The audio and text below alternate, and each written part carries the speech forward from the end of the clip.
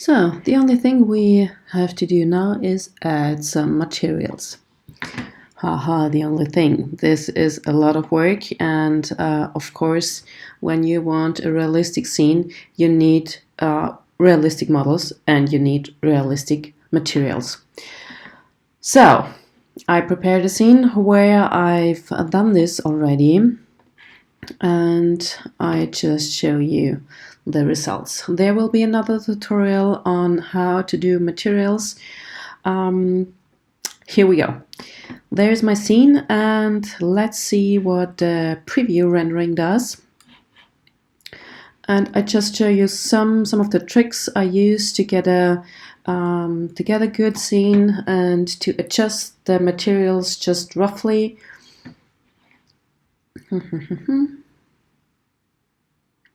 So let's see. Yes, that's my more or less final scene already. And what you see here is that I have nice reflections on the floor, and I used quite a lot different materials, and just let this render here in the background. And what I did and what you should do. When you don't see materials, press 6 on the keyboard. This is the magic key. And I just pressed 7. This should actually add some light to your scene, but it doesn't work with the physical sky. So stay to 6. What my materials do is actually... Oh, I locked my camera, and you could also do that when you do a rendering. I have here a perspective that I locked, and I created a new perspective. And how to lock one of the cameras is to get always the same image and work actually in the scene with another one. And you can do that when you go to View, Select Camera. Then you go here to the channel box, and you see here I have gray parts here. And what I did is actually I selected all of the values here and said lock selected. And this will lock the camera to the position where it is. I won't unlock it here. I just leave it, and I switch here to panels. I created here a new camera, but I don't create a new one. I have a new one, the perspective one, and this is my working cam where I can look through everything. So my materials, when I have a close look, you see here. This is my wood, and you see actually a light structure. That means when I go here to my wood material, of course I have here some wood color in it. Then always use roughness to nearly all of your materials, except they are 100% mirroring and chrome or something. And what I also did is when you use wood, also use the bump mapping. I have here actually a bump map, so I use a black and white map. I give you some of the maps I use to just that you can train how to set up materials. Then also here, of course, my UVs are set up perfectly. So they are all laid out. When I click here, this is my wood stuff. This is my pillow. Or here my floor. This is my floor texture. Also when I have the lampshade, it has such a white paper-like material on it, also laid out. On the pillow here I also have normal maps, or also roughness maps, so that there's also a black and white map in here. See that it doesn't reflect perfectly on every position. And the normal map I have in here I used, just go in there, here bump value, cloth normal,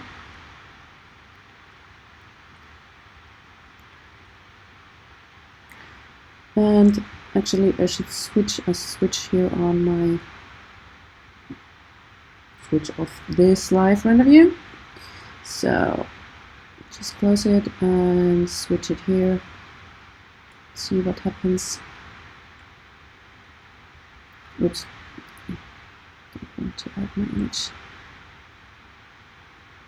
I'm not sure if you can see it here that the structure is, it's just, it gives the bump maps or normal maps give your material structure. So just check here at the orange one. Maybe I can see it here a little bit better. Oops, too close.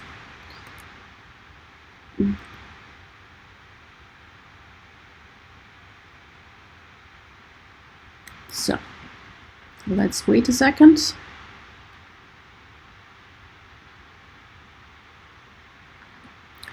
You see here the bump map is already coming out a little bit. Yeah, you see the structure. So also see it back here. And there's actually a normal map used.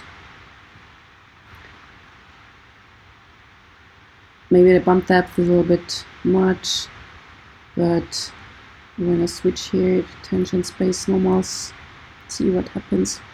There are different kinds of things that you can use to play around with your materials. I like the other more, so I leave it at that. So, and for example, at the floor,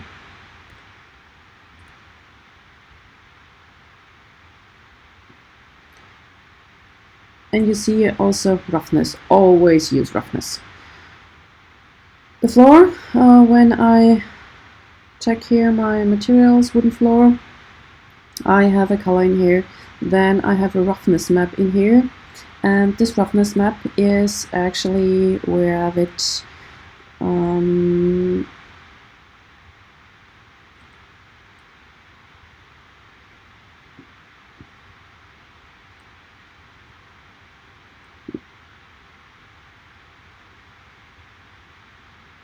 so for the wooden floor, I used this one as color map, then this one as bump map or normal map, and this one is my roughness map. That means that not every position is, some are more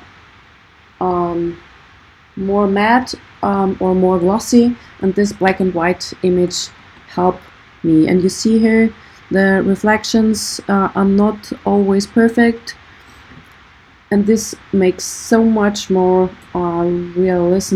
realistic images. So be prepared that you invest a lot of time in your materials. And also when the sunlight may be too bright, when you check here, when I do my weight, it depends always, of course, on the roughness or on whatever you put in here. But when the sunlight may be too hard, then decrease the weight so it gets a lot darker. And also here the bright areas, just maybe you need that, okay? When this doesn't help, then your sunlight is too much. When I have a look here at my glass and copper structure, so let's render this out. I also have a actually map on it. Then my roughness here, you see it, and I don't have a bump mapping on that, so don't need it everywhere. But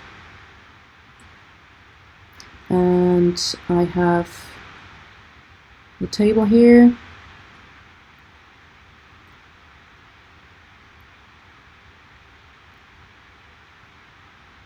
Oops, I lost my scene. So you see it here also. I have another wood here with weight 0.6. I have a map in the color. I have a lot of roughness.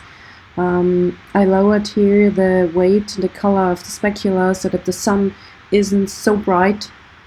We can just check this.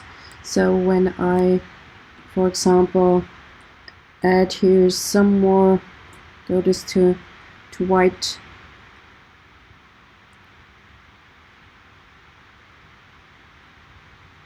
it's getting brighter. Or here you see that in the specular stuff that the really highlights, they just decrease a little bit. And you see also the bump map is here, have it here, bump mapping, and that one, maybe it's a little bit too hard. I see it here, it depends on how the light comes in. So when it's too hard, decrease it, the bump depth. See, maybe it's a little bit better. Yeah. And this will, all these settings will make, will define the look of your scene. So switch this off again. So what do I have here? I have actually chrome material at the lamp and a high glossy plastic.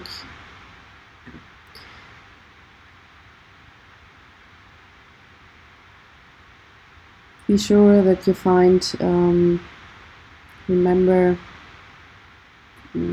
out here.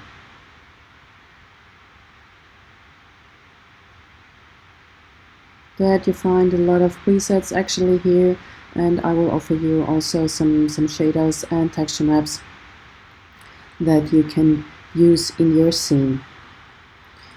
So this is the end result. Is actually still looking for it. No, I have it here in images. So I have here one with, it's not the perfect quality of rendering, because it took here, I guess, half an hour or so for rendering. I used here a red wall, and just for difference that, it made up that way. You see the difference how, for example, a red wall is influencing the whole scene to give it a little bit more red actually. So just play around a little bit, and be sure that also your walls have enough roughness and they are not specky so that everything is glossy. Of course here the white glossy, I used it of course for a purpose, but everything else should be actually not so glossy. So that's actually the first part, and in the second part I will show you how to do the indirect lighting. I forgot also to show actually one of the test renderings. This was an in-between. You see here my ceiling was here a little bit too glossy, and I had some mistakes in it, and I wasn't happy with the floor, and I changed here the color. But this is actually rendered with the high values and in HD, and yeah, it took I think 2 or 3 hours for doing that image. And this image, you see, it's a lot more grainy, and yeah, half an hour to 3 hours, that's the difference. So give it time overnight to render it, and experiment with your materials a little bit, and the look, and whatever you try to play around. Just have fun. That's the most important thing actually in doing such things.